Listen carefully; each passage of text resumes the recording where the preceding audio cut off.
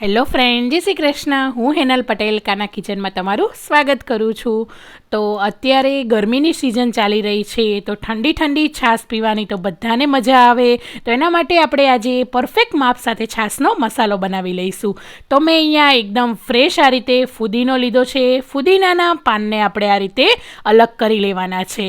તો અહીંયા હું જે છાશનો મસાલો બનાવું છું એકદમ ફ્લેવરફુલ અને ફુદીનાનો બનાવું છું. એનાથી ખૂબ જ સરસ એવો ટેસ્ટ આવશે અને ડાયજેશન માટે પણ ખૂબ જ સારો છે. તો આ રીતે બધા જ ફુદીનાના પાનને આપણે અલગ કરી લેવાના છે. અને હવે અહીંયા બધા જ મસાલા લઈ લીધેલા છે. ઘરમાં જે આપણે ખાવાની સ્પૂન હોય છે, જે ચમચી, એના માપથી જ મસાલાને સેટ કરવાના છે, જેથી આપણે ઇઝીલી મસાલો બનાવી શકીએ. તો ઘરમાં રહેલી ટેબલ સ્પૂનથી મેં અહીંયા મોટી 4 થી 5 ચમચી જેટલા સૂકા ધાણા લીધેલા છે. 1.5 ટેબલ સ્પૂન લવિંગ લેવાના છે. એ પછી અહીંયા મોટી 6 ચમચી જેટલું સંચળ લીધેલું છે. તો આ રીતે જે સંચળ પાવડર આવે છે એ જ અહીંયા ઉપયોગ કરવાનો છે. એ પછી અહીંયા જે ફુદીનો છે એને આપણે અહીંયા 1 થી 1.5 દિવસ માટે ઘરમાં જ સૂકવી લેવાનો છે. જો તમે ઘરમાં સૂકવશો તો એના પાન જે છે એકદમ ફ્રેશ અને ગ્રીન જ રહેશે.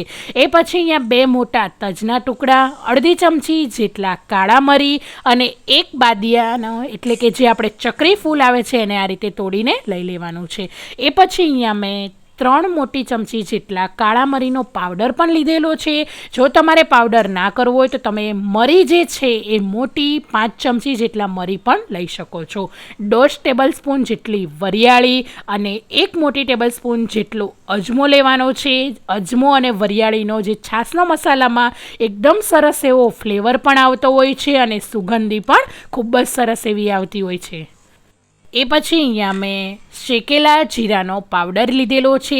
જીરું હોય છે એને આપણે તવી પર કે પછી કઢાઈની અંદર મીડિયમ ગેસની ફ્લેમ પર શેકી લેવાનું છે અને ઠંડુ થઈ જાય એટલે મિક્સર જારની અંદર આ રીતે પાવડર કરી લેવાનો છે. તમે આખું જીરું લેશો તો મસાલામાં વધારે પડતા છોતરાનો ભાગ આવે એટલે મસાલો સારો નહીં બને. તો એના માટે મેં અહીંયા આ રીતે જીરાનો પાવડર લીધેલો છે. હવે જે ફુદીનો છે હું તમને બતાવું છું. આ રીતે એકદમ સરસ રીતે ક્રશ થઈ જશે એટલો આપણે સૂકવવા દેવાનો છે. તો હવે આપણે ધાણા, વરિયાળી, અજમો અને લવિંગ જે લીધેલા છે એ પછી આ રીતે ચક્રી ફૂલ, કાળા મરી અને તજના ટુકડા બધું જ સારી રીતે આ રીતે મિક્સ કરીને પેનની અંદર ગરમ કરી લેવાનું છે. હવે મીડિયમ ગેસની ફ્લેમ રાખવાની છે. વધારે પડતા મસાલા ના બળી જાય એનું ખાસ ધ્યાન રાખવાનું છે. જો તમે આ માપથી અને આ રીતે મસાલો બનાવશો તો ઘરે છાશનો મસાલો માર્કેટમાં મળે છે એના કરતાં પણ સરળ રીતે અને સસ્તો બનીને તૈયાર થઈ જતો હોય છે. હવે આ રીતે આપણે ધાણાને પ્રેસ કરીએ તો એકદમ ભૂકો થઈ જાય છે એટલે આપણા બધા જ મસાલા સારી રીતે રોસ્ટ થઈ ગયા છે. હવે એને ઠંડા કરી લેવાના છે અને મિક્સર જારની અંદર એકદમ ઝીણો પાવડર કરી લેવાનો છે. જો તમે પાવડર મોટો કરશો તો તમારે ચાળવો પડશે એટલે આ રીતે નાનો મિક્સર જાર લઈને એકદમ એનો સ્મૂથ આ રીતે ઝીણો પાવડર કરી લેવાનો છે. તો તમે જોઈ શકો છો મિક્સર જારમાં એકદમ સરસ એવો પાવડર આપણો તૈયાર થઈ ગયો છે. હવે એની અંદર કાળા મરીનો પાવડર એડ કરી દેવાનો છે અને સંચળ એડ કરી દેવાનું છે, જેનાથી એક પણ ગાંઠા ના રહે. એટલે મિક્સર જારમાં ફક્ત એક જ વાર આપણે આ બધું જ ફરીથી પીસી લઈશું અને જે શેકેલા જીરાનો પાવડર છે એ પણ જોડે જ એડ કરી દેવાનો છે. તો આ રીતે પીસવાથી એકદમ સરસ એવો આ રીતે ઝીણો પાવડર થઈ જશે, ગાંઠા કે કણી નહીં રહે.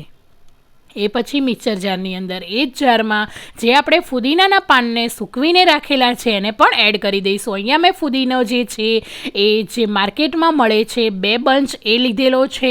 જો તમે વધારે કે ઓછો આમાં ક્વોન્ટિટી તમારા પ્રમાણે જો તમને વધારે ફુદીનાનો ફ્લેવર ભાવે તો એડ પણ કરી શકો છો.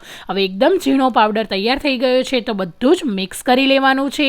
અને અહીંયા મેં આ રીતે 1.5 બાઉલ જેટલું મીઠું લીધેલું છે. ઘરમાં કોઈ પણ વાટકીને સેટ કરી લેવાની કે મસાલો આપણો જેટલા વાટકી થાય છે, અહીંયા મસાલો 2.5 થી 3 વાટકી થતો હતો તો એના સામે મેં અહીંયા 1.5 વાટકી જેટલું મીઠું એડ કરેલું છે. તો આ રીતે માપ રાખવાનું કે તમે જ્યારે મસાલો બનાવો છો જેટલો મસાલો થાય છે એનાથી અડધું આપણે અહીંયા મીઠું એડ કરી દેવાનું છે અને બધું જ સારી રીતે મિક્સ કરી લેવાનું છે. જોતાં જ તમને ખબર પડી ગઈ હશે કે કેટલો ઇઝી અને કેટલા સરળ રીતે ફક્ત 5 મિનિટની અંદર ઘરના મસાલાનો ઉપયોગ કરીને એકદમ સરસ એવો મસાલો આપણો તૈયાર થઈ જશે.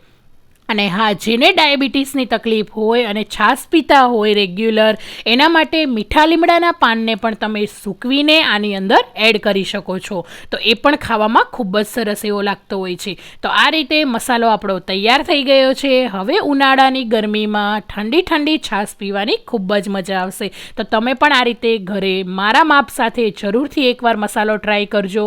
માર્કેટ કરતાં સસ્તો અને સરળ રીતે અને ઇઝીલી બનીને તૈયાર થઈ જતો હોય છે.